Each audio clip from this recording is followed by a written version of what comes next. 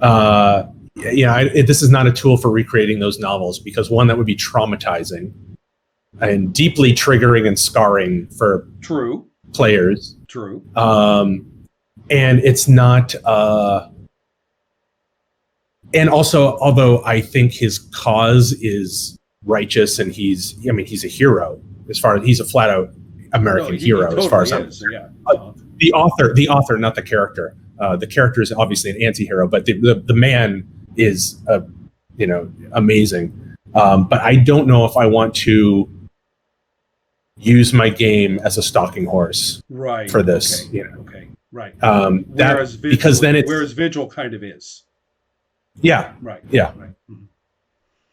Because Vigil, you can bring your own thing to it to get you invested. Mm-hmm. There's not a single person on the planet who would say, I'm for cruelty and violence and abuse of children. Right. And yet, so it's kind of like, okay, great, but would you do this? Right. Would you play a game about this? And I'm like, I don't know. Like, I want it to be a little bit more fun and not lighthearted, but less real. Mm-hmm. I want it to be a little more Doc Savage. Got it. And a little more Buckaroo Banzai. A little. It doesn't have to be all gloom and doom and grime and horror.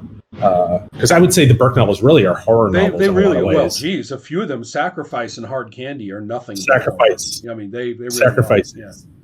Yeah. I mean, Sacrifice borders on magical realism in terms of just how grim it gets. So and it's got one of the weirdest scenes. If you haven't read it, spoiler alert. But I believe it's Sacrifice where the mole rigs that contraption to throw Max up onto the roof of the house. Oh my God, I can't remember whether it is or not. I just remember it's like that cartoon. I remember the car that squishes somebody in Hard Candy, but yeah, it's yes, that was reused in another book too. Right. But amazing. The Gadgeteer murder dude. But the scene I was thinking of in because we're riffing is the scene where Burke is talking to the kind of spiritualist scary lady. Yeah. And at one point, and I can't remember exactly the phrasing, but it was something along the lines of, well, you know that you are a baby's spirit, right? And Burke just freezes, right? And she goes, spirit walking? And I mean, she's asking like, you knew that, right? And Burke is like, holy shit, I am channeling dead children. That's who I am. And it's you never. Well, that gets into that book gets into the whole. I mean, it gets full on magical with the whole what is it, the gatekeeper, and you have to pay the price, and she's saying it literally like this is real, and he's like, this is all metaphor, and you're like, I don't know. I'm not so sure it is. Right. You're doing all this, aren't you? Yeah. No, I agree. I mean, it's one of the reasons why I consider it that I've always considered Flood a heavy influence on Sorcerer, but Sacrifice is the one that I think really is a Sorcerer novel. I mean, I think I was trying to trace back where I found out about him, and I gotta say it's from Sorcerer's. From the Sorcerer's Soul. Yeah. Yeah, I think that's where I first learned about him, because I was like, where did I hear? The first novel I read, I did find a copy of Bomb Built in Hell that he was giving away as a PDF, and I think I might have read that first. Right. Or I read Flood first, but or maybe even the Underground comics. Geez, I think when I don't know. Sorcerer, there's hardly any. Well, anyway, I always really, I appreciate it when people read the bibliographies and go off and run off and read something. The thing that we're talking about for a game then, it seems to me as though how am I going to put it? There's no real need for, I mean, there's no real need for a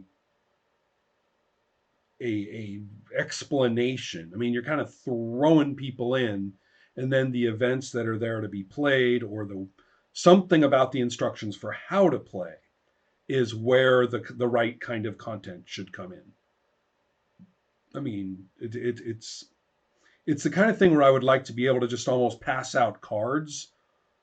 Although I've learned that I've had enough of pass out characters and like choose a thing on them. I've gotten a little tired of that. You remember that we talked a lot about the juxtaposition of random choice. Random choice actually has this remarkable power of owning, and you're making up a character you didn't plan to make up. In a lot of ways. It's way better. It's way better. It's really, it's what it throws out. It throws out that whole thing of come up with your concept first.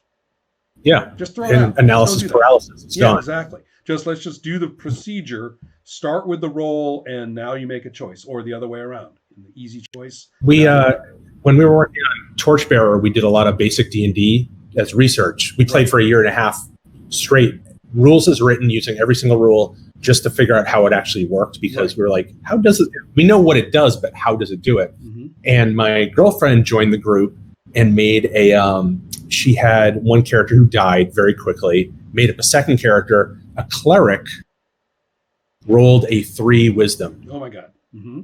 3d6, 111. So she's a cleric with a 3 wisdom.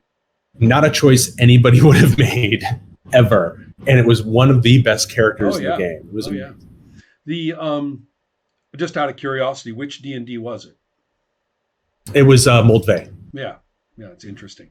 Yeah, a good one, basically. Well, there's a really good discussion at Adepts Play right now, which actually goes a couple of years ago, a year and a half ago maybe. I had a conversation with a guy about Holmes, which I love. Yeah, and this person had just read it for the first time.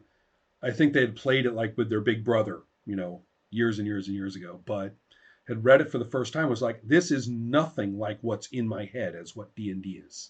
There's nothing here that I think of as D&D. I mean, nothing. And I'm like, that's right. And so we talked about that. And then recently somebody saw those videos and started commenting on that old post. And that person is breaking down. He came to this huge epiphany that Holmes, Moldvay, and Menser are 3 different games. Absolutely. Yeah. And I totally get that. And but to him, he's always thought of them as nothing but the developmental run-up to the Rules Cyclopedia in 1994. Right. So he's always thought of it as just one big continuous developmental, stream. And it's so not.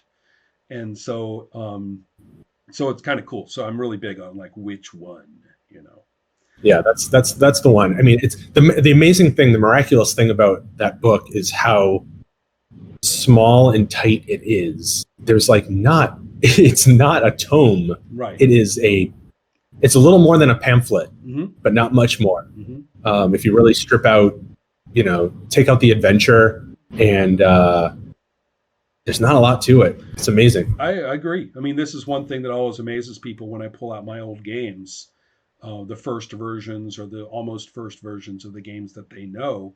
And the first thing they say is, it's so small. Yeah. How can you play? It was just this little magazine thing. And you're kind of like, how can you play with that fucking coffee table book? Yeah.